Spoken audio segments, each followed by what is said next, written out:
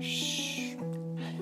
Everyone's asleep here at James Townsend and Son, but I thought I would come downstairs and show off all the different lighting devices that we have here at James Townsend and Son. Let's start off with oil lamps. Oil lamps in the 18th century were very common, more of a household kind of light. They would burn different kinds of greases or oils, liquids like that were flammable. We have two different kinds of oil lamps that we sell. There's the redware grease lamp. These are very simple open oil lamp. They are a dripless design. They're made here in Indiana.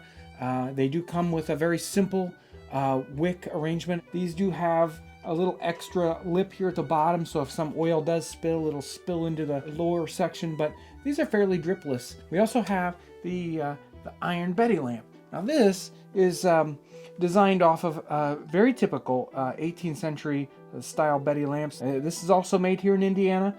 This has the handmade chain, little iron pick here that you pick the wick out to make it longer when it starts to wear out. These are great oil lamps also. This is also a dripless design. The oil that comes up to the wick always goes back down into the bottom where the oil is held, and it doesn't drip over the edge. We also have the rush light holder here. This has a candle socket, and it also has a little like pliers grip for holding rushes.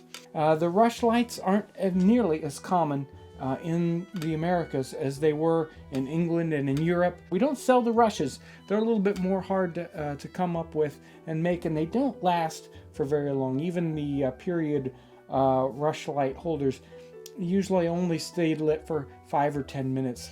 So everyone needs a candle lantern, something, especially if you're going camping.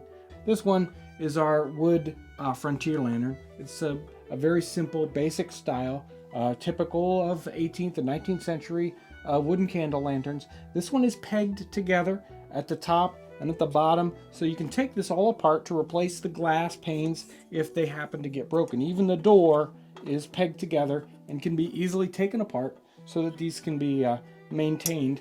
You do want to make sure to use a metal candle pan in these, and make sure not to have too tall of a candle so that the flames would get up to the wooden part at the top. If you want something slightly more elegant with thinner wooden edges and a little bit more elegant design, the heritage style is very good for that. A slightly more primitive and maybe an earlier style is the barn lantern. The barn lanterns have a punched tin top, a leather handle instead of a metal bale, and they have smaller glass sections, and this is generally attributed to earlier time frames where the glass was more expensive.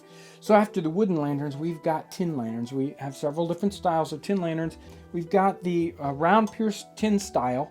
They're very sturdy in the fact that they don't have any glass to break, but not a lot of light comes out of them because they're just pierced. So to really see a lot with these round tin ones, you have to open up the door so the light can come out.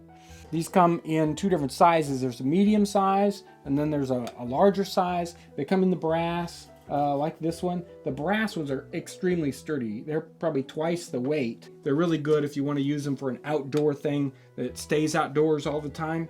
The brass ones are the way to go. These also have the piercings reversed. Instead of the piercings coming out, the piercings go in, and then that makes it so you can polish these up. The next one is the ship's lantern. They have a glass front on them instead, so that a lot more light comes out, and the tin sort of reflects the light and sends it out through the glass. They do have places on the back here so that you can mount them on the wall. Very similar to the pierced tin lanterns in every other way. The tin ones are susceptible to rusting, and they do get quite warm at the top if they're lit up for a long time. The final metal lantern that we have is the four-sided glass lantern. These are another very typical 18th century style. Very common to see this style of metal four-sided glass lantern. We have beeswax candles, both in singles or in packs of a dozen. They give off a really beautiful smell when you burn them. Along with the candles, we also have standard tin candle pans. Well, there you have it. All the different kinds of lighting devices that we have here at James Townsend and Son, whether it's oil lamps, beeswax candles, or all the different styles of candle lanterns. For more information about all these things, you can check out our printed catalog. Of course, check out our website, and don't forget to check out our Facebook page. Now go back to bed.